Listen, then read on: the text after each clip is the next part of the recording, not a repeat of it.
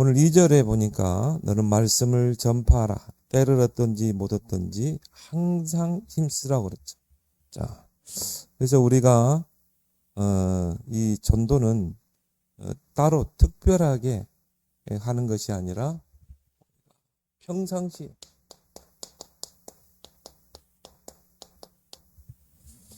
이 전도자의 일을 하라. 그렇죠? 평상시에 우리가 전도자의 삶을 사는 것입니다. 전도인의 일을 하라. 때를 얻든지 못 얻든지 항상 힘쓰라고 그랬죠. 그래서 우리가 이 전도자의 삶은 특별한 그런 전도가 아니라 평상시에 우리의 삶 속에서 누리는 전도입니다. 그래서 우리의 일상을 통해서 우리의 스케줄을 통해서 우리가 그거를 전도로 연결시켜서 누리는 전도죠. 그래서 우리가 평상시에 항상 우리는 세 가지를 항상 하고 있어야 돼요. 첫 번째 뭡니까? 전도자의 삶을 살려면 평상시에 세 가지 도표를 그려요.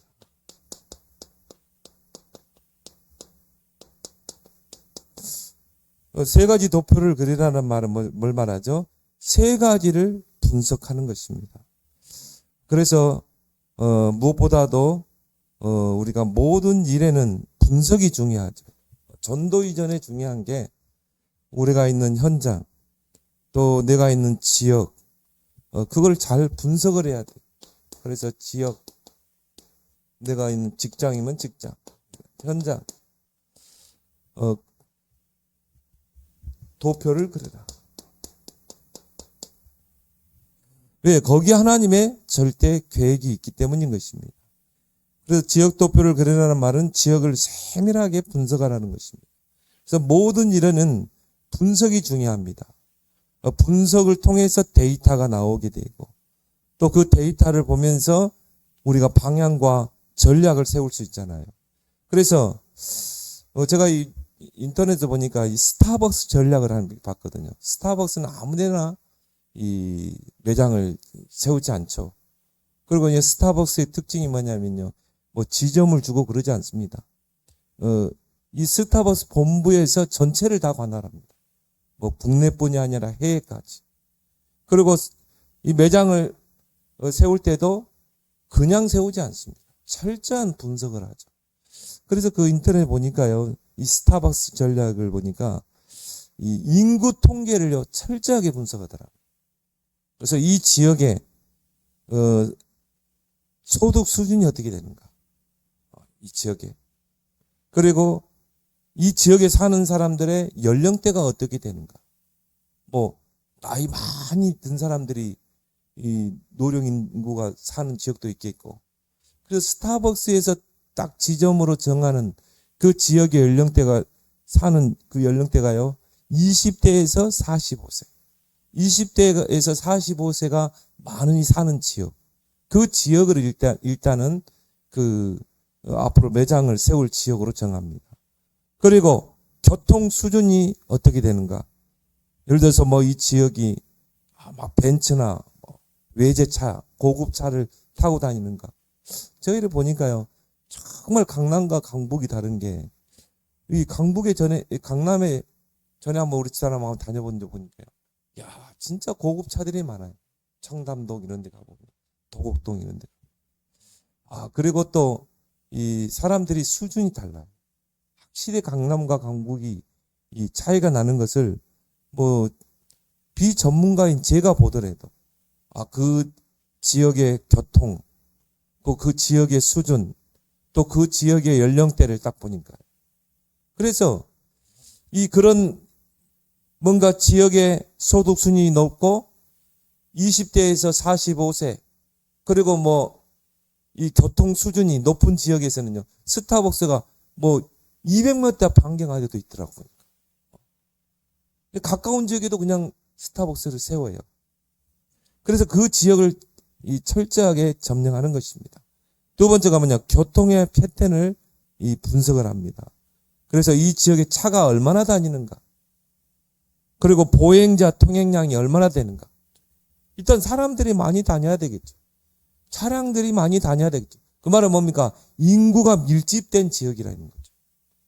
그리고 뭡니까? 소비자 지출 수준. 이 지역에 있는 사람들이 이 돈을 지출하는데 얼마큼 쓰는가.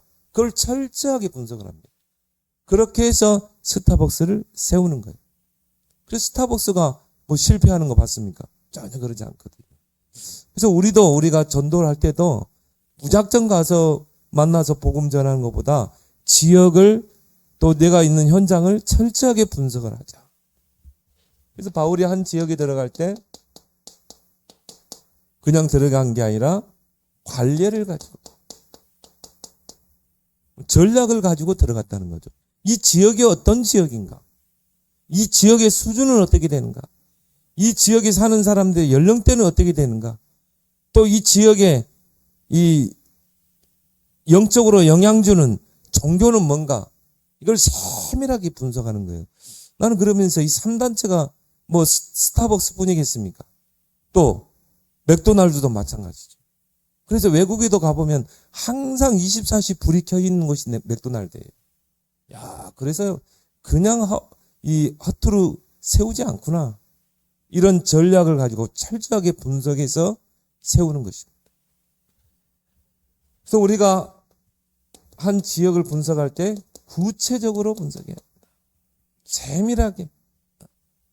그래야 그 지역의 영적 상태를 볼 수 있죠. 그래서 빌립 집사가 사마리아 땅에 가서 지역을 딱 분석하니까요. 귀신에게 시달리고 뭐 중풍병자 여러 가지 질병으로 고통 사람들이 귀신에 시달린 사람 많은 것입니다. 그래서 그 지역에서는 다른 메시지와 전략을 할 필요 없어요. 그리스도의 당위성을 설명했죠. 왜 예수가 그리스도인가 이 부분을 강하게 설명했잖아요. 이게 그 지역의 영적 상태, 분석된 영적 상태를 가지고 거기에서 이제 모든 사역의 방향, 메시지, 그리고 뭡니까? 전략. 이 나오게 되죠. 그 사도행전 9장에도 보면은 그 요파 지역이 뭡니까? 다비다. 옷을 만드는, 속옷과 겉옷을 만드는 그런 일을 하면서 여제자였거든요. 전도자였거든요. 그러니까요, 여제자라는 말은 뭐죠? 그 지역, 요파 지역을 정말 담당하는 그런 제자인 것입니다. 그러면 그냥 전도했겠습니까? 아니죠. 그 지역을 분석하니까 구제 대상자들이 많은 것입니다. 그래서 어떻게 했습니까? 거기에 따른 메시지와 방향으로 파고 들어가잖아요. 그래서 구제하면서 가난한 사람들을 옷도 만들어주면서 그러면서 복음을 전한 것입니다. 나중에 이제 다비다가 이 큰 병이 걸렸을 때 많은 사람이 와서 다비다가 한 일을 칭찬하잖아요. 그러니까 그런 지역에서는 또 그런 방향으로 뭐 구체적인 분석이 나와야 거기에 따른 방향과 메시지 전략이 나오는 것입니다. 그리고 두 번째 우리가 평상시에 그려야 될 도표 뭡니까? 사람 도표. 자, 지역을 분석해서 뭡니까? 그 지역에 있는 사람들을 분석을 해야 되겠죠. 왜냐? 주님의 전도 방법은 뭐예요? 사람이죠. 그래서 예수님께서 제자를 부르시고 나를 따라오너라. 내가 너로 사람을 낚는 어부가 되리라. 결국 뭡니까? 전도의 방법 중에 방법은 사람이잖아요. 정말 하나님이 예비된 제자를 찾는 거잖아요. 그래서 예수님께서 마태복음 13장 1절에서 23절에 씨 뿌리는 비유를 이야기하죠. 그래서 네 가지 밭에, 그 말은 뭡니까? 전체 밭에 씨를 뿌리라는 것입니다. 이 지역에 있는 모든 사람들이, 또 내가 있는 직장, 그 안에 있는 모든 사람들이 다 복음을 받게 하겠다. 그런 목표를 가지고 뭡니까? 분석을 하면서 이제 복음을 전가하는 말씀의 씨를 다 뿌리는 것입니다. 뭐 길가밭, 돌, 가시, 씨가 떨어지겠죠. 옥토. 옥토는 숨겨져 있다고 그랬죠. 근데 우리가 만나는 사람에게 오늘의 말씀 복음을 다 씨를 뿌렸는데 어느 사람의 마음밭에 이게 들어가서 옥토가 될지 모르는 것입니다. 그래서 우리는 때렸든지 못 얻든지 복음을 전파하는 것입니다. 이게 바로 씨를 뿌리는 거죠. 전도는 세 가지라고 그랬죠. 씨를 뿌리는, 심는 전도, 그 다음에 물을 주고 가꾸는 전도, 그리고 시간표가 돼서 거두는 전도. 그래서 어느 지역에 가든 반드시 하나님께서 예비된 제자가 있다. 그래서 합당한 자를 찾으라.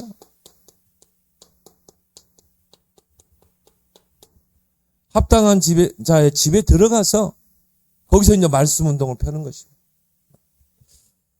그래서 이 합당한 제자를 찾기 위해서 우리가 지역을 분석하고 사람을 분석하는 거예요.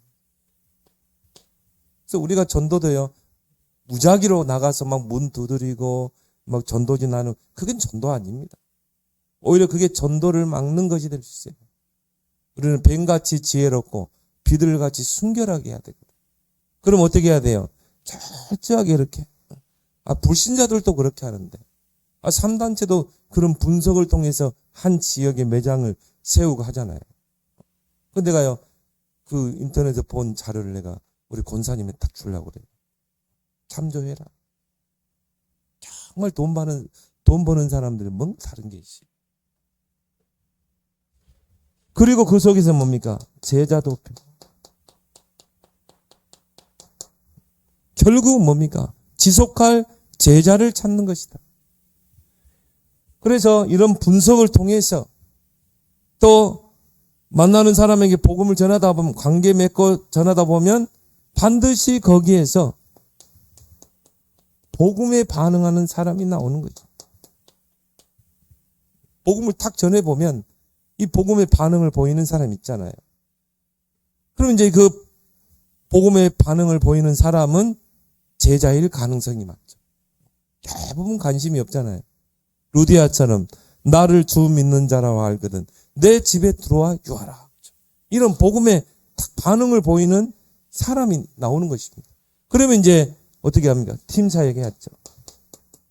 팀 사역해서 확립을 시키고, 그렇게 제자가 이 사람이 그리스도로 탁 담났을 때 이제 우리가 제1, 제2, 제3 캠프를 하죠. 일어나라 빛을 발하라. 그래서 캠프의 목적은 뭡니까? 물론 빛을 발해서 어둠의 세력을 꺾는 것도 있겠지만 캠프의 목적은 뭐예요? 이 찾아진 제자 중심으로 시스템을 세우기 위해서 무너지지 않고 지속할 전도 운동을 펼 시스템을 세우기 위해서. 그래서 성경에 루디아의 집, 야손의 집, 브리스길라와 그 집에 있는 교회, 바로 시스템이죠. 이제 시스템 중심으로 전도 운동을 계속 펴는 것입니다. 그래야 어떻게 돼요? 지속되죠. 그래야 복음 운동이 확산되죠. 자, 베드로가 요빠 지역에서 피장 시몬을 찾았다 이 말이에요. 피장 시몬이 딱 제자가 되고 시스템이 되니까 피장 시몬의 집에서 거기서 뭡니까? 말씀 운동을 피고 기도 운동을 펴는데 저 가이사라에 있는 그 고넬료가 딱 연결되잖아요. 그래서 어떻게 합니까? 정말 그 고넬료에게 복음이 증거되죠. 가이사라에 하나의 또 시스템이 세워지잖아요. 자, 한 군데 제자를 찾고 시스템을 세웠는데 계속 확산되죠. 그러면 그 가이사라의 고넬료가 정말 복음 받고 전도 운동하다가 고국으로 돌아가면 또 로마에 거기에 또 시스템이 세워지죠. 계속 확산돼 가는 것입니다. 제자 시스템을 세워놓으면. 그래서 우리가 평상시에 세 가지 도표. 우리가 항상 그리는 것이 바로 전도자의 삶이다. 그리고 두 번째 뭡니까? 평상시에 우리가 해야 될 것. 평상시에 우리가 전도자의 삶. 우리의 삶을 통해서, 우리의 일상을 통해서 스케줄을 가지고 따로 전도하는 게 아니라 오늘 하루의 나의 스케줄이 바로 전도의 스케줄이다. 그래서 평상시에 전도자의 삶을 살려면 반드시 전제돼야 될 게 사모늘이죠. 이게 우리의 삶의 중심축이 돼야 됩니다. 사모늘도 보면요, 그냥 내가 오늘의 말씀을 아침에 기도 수첩으로 또 강단 말씀으로 붙잡는 시간표가 있고, 이제 개인화죠. 그리고 이제 이게 현장화돼야 되거든요. 이 오늘 붙잡은 말씀이 현장에 있는 사람들에게 말씀의 씨로 떨어지는, 전달되는 시간표가 있고, 그 속에 예비된 제자를 찾는 시간표가 있고. 그래서 가장 중요한 게 사문을 통해 나 자신이 각인이 바뀌고, 내 안에 있는 모든 이 망대가 바뀔 때 현장화되는 시간표가 오는 것입니다. 그래서 우리가 우리의 삶의 중심축을 이 말씀, 기도, 전도에 두고 있다는 그 자체가 중요한 것입니다. 그래서 이 사문은 뭡니까? 나의 삶의 규모를 세우는 거거든요. 거의 삶의 규모가요, 거의 뭡니까? 이 육신 중심으로 또 삶의 규모가 무너진 사람들이 많습니다. 그래서 우리가 왜 사모늘에 집중하는가? 먼저 나 자신의 각인을 바꾸고 망대를 바꾸게 해야지. 삶의 규모를 세우는 거다.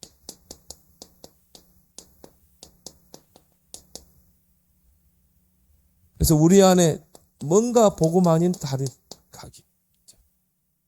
그게 나라는 자아를 형성한 것입니다. 그리고 내 안에 사단이 만들어 놓은 이 망대. 이것을 우리가 이제 뭡니까? 완전히 바꿔야 되거든요. 이게 사모늘인 것입니다.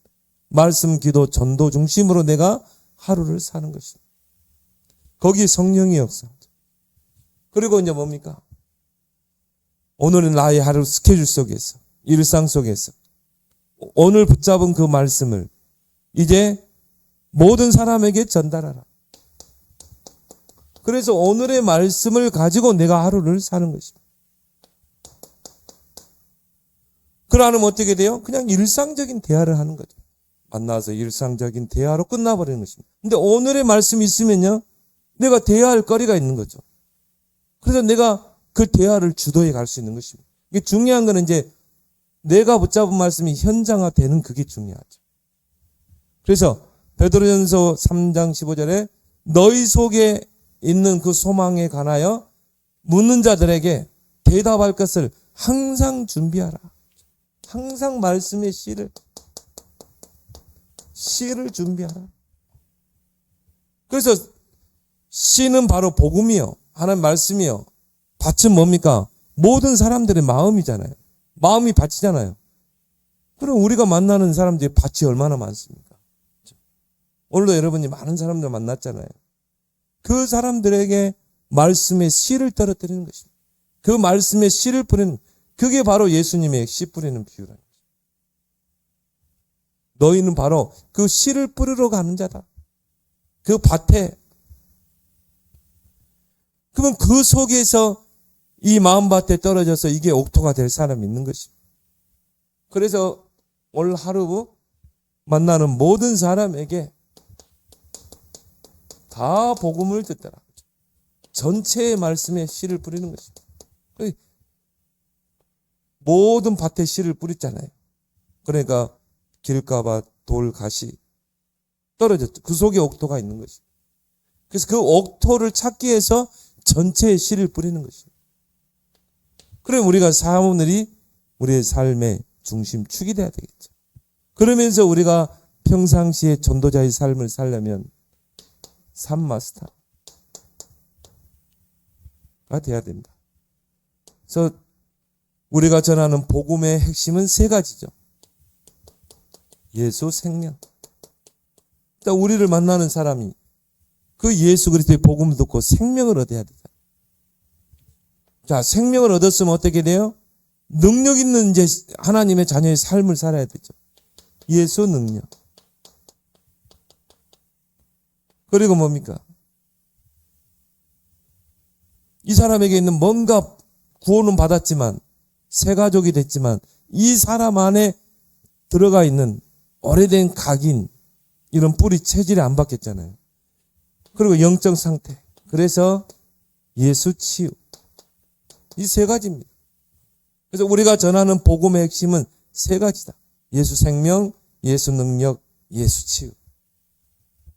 그래서 우리가 만나는 사람에게 정말 예수 생명을 증거하기 위해서 주신 메시지가 뭡니까? 구원의 길. 구원의 길 속에 중요한 메시지 다 들어가잖아요. 원래 인간은 어땠는가? 왜 인간에게 문제가 왔는가? 창세기 3장 근본 문제 세 가지. 그 세 가지를 통해서 오는 6가지 운명, 지금은 12가지, 또 보니까 17가지로 늘어났더라고요. 하여튼 6가지만 제대로 알아야 돼요. 불신자 상태 6가지. 그리고 그 문제를 해결할 유일한 답, 그리스도. 그리고 영접을 시키죠. 초청을 하죠. 그래서 우리가 이 구원의 길을 계속 갈고 닦는 것입니다. 그래서 구원의 길도 처음에는 개인화. 먼저 나 자신에게 개인화가 되고 그 속에서 우리의 모든 영적 상태가 먼저 바뀌어야 되는 것입니다. 그 체질화, 누림화. 그러면서 현장화가 되는 것입니다. 그래서 우리가 이런 것들을 딱 준비하고 있는 것입니다. 그러면 생명을 얻으면 어떻게 되죠? 이제 예수 안에서 예수 능력 있는 삶을 살아야 되죠.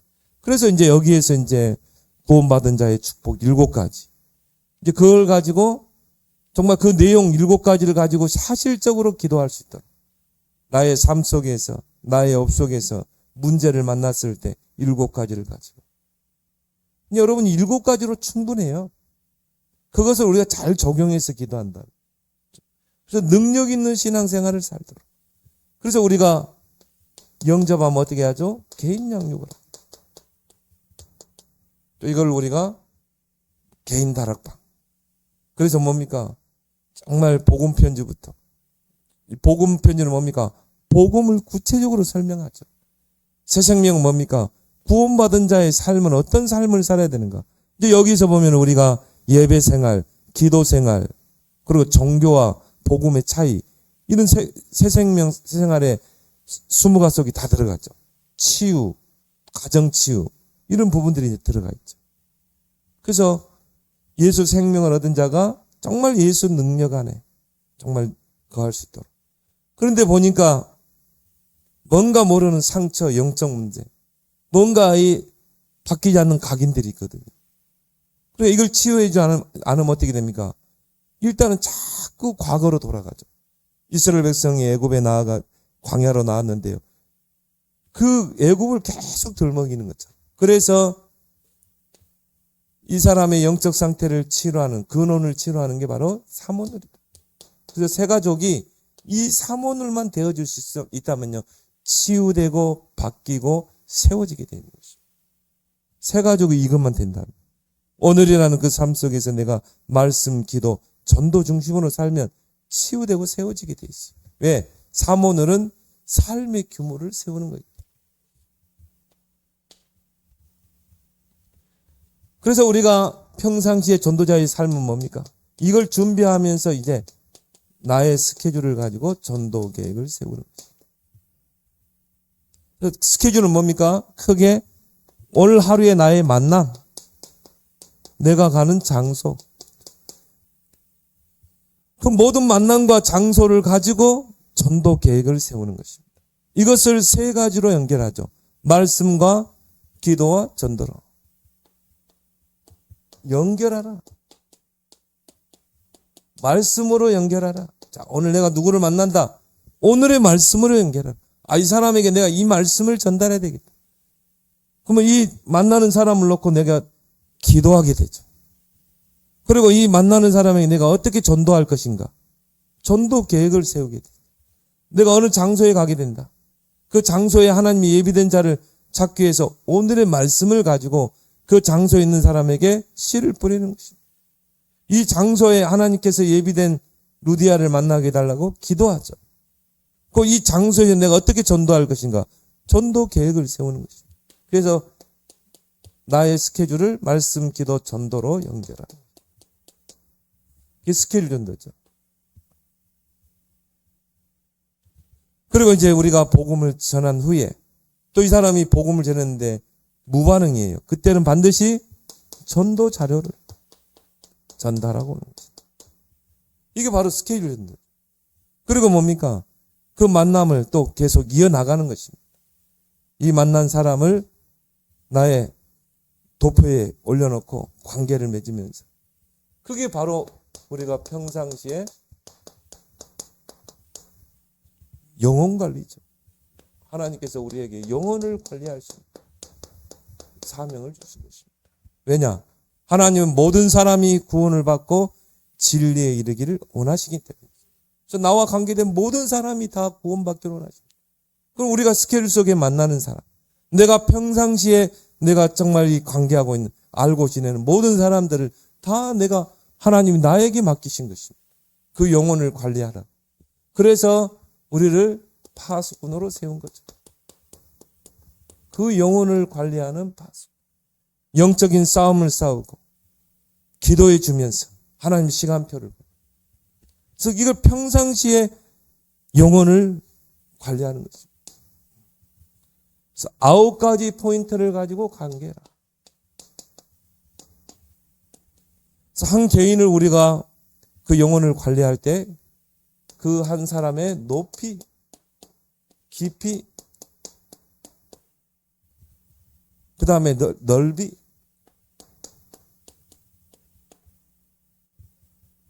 그 사람을 보면서요, 어쩔 때는 높게 보기도 하고, 깊게 보기도 하고, 넓게 보기도 하고, 그걸 보고 우리는 뭐라고 그러죠? 분석이라고 그러죠.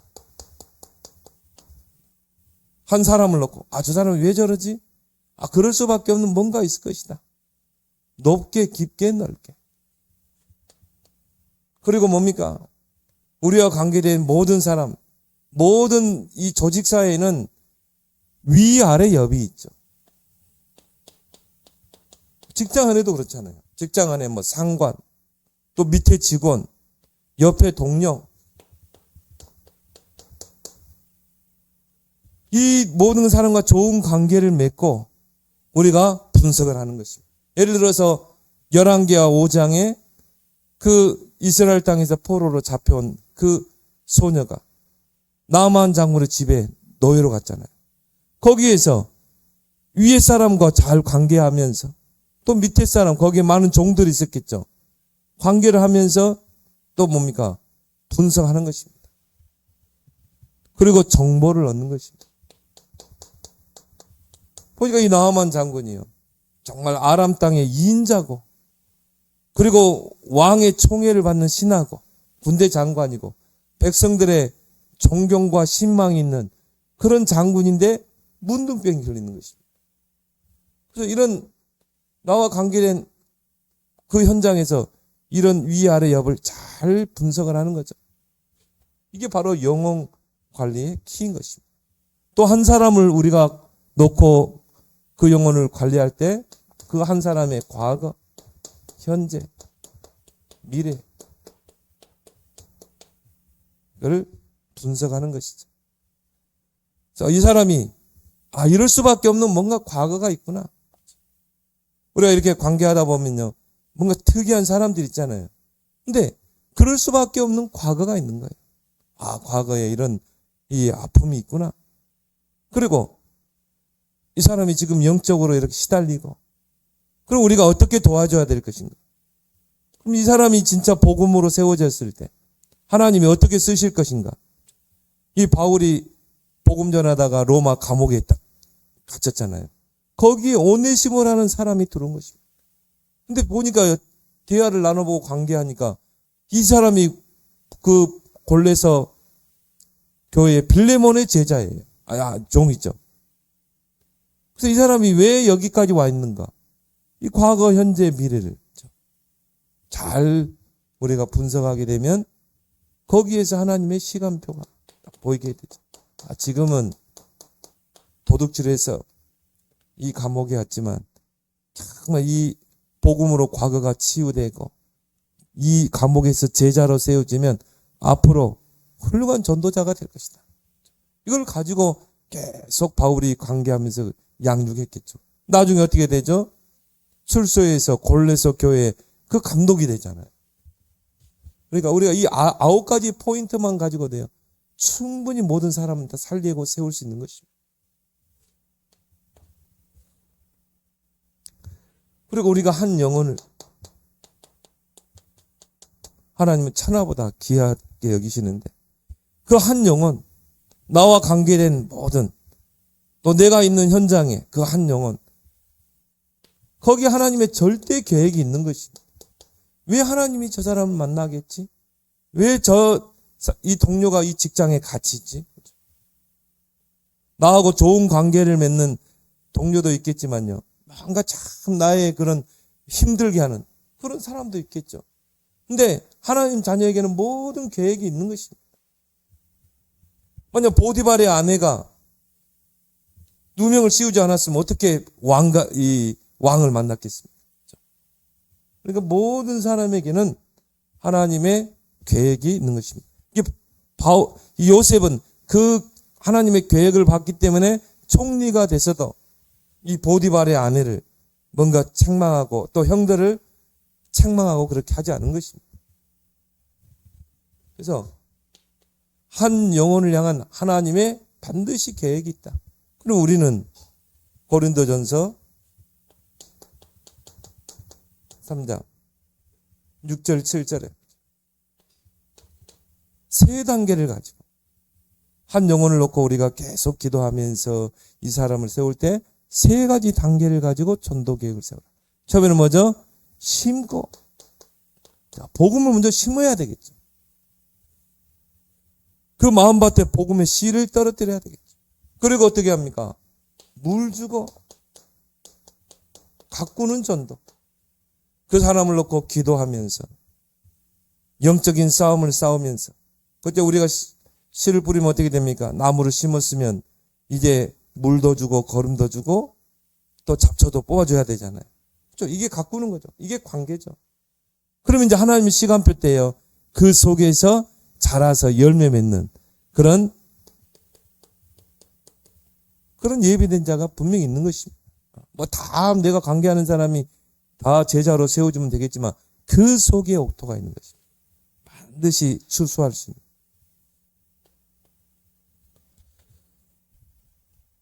그리고 오늘 디모데후서 2장 2절에 보니까요.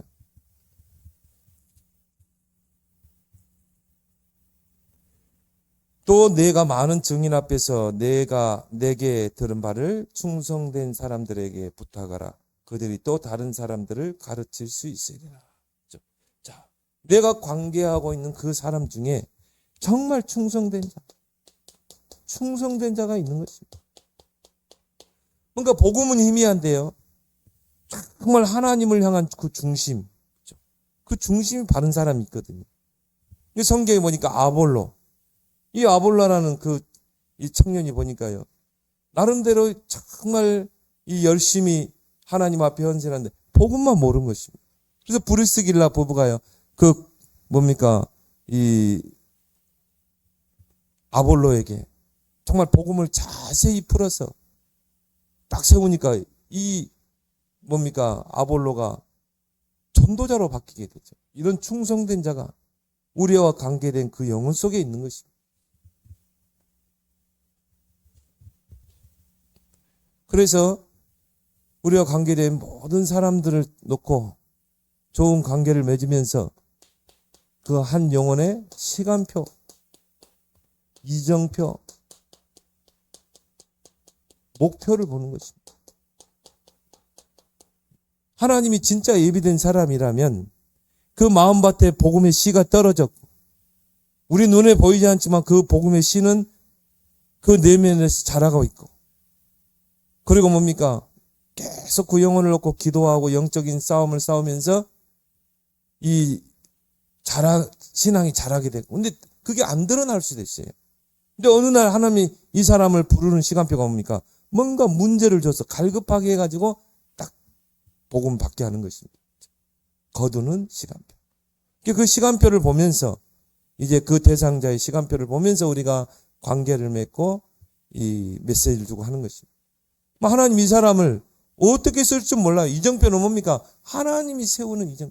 그러니까 이 오네시모라는 그런 어떻게 보면은 진짜 이 인간 같지 않은 인간이잖아요. 근데 하나님이 이 오네시모를 세워서 이 골레서 지역의 감독으로 세울 줄 누가 알겠어요? 그 사람을 향한 이정표가 있는 것입니다. 목표가 있는 것입니다.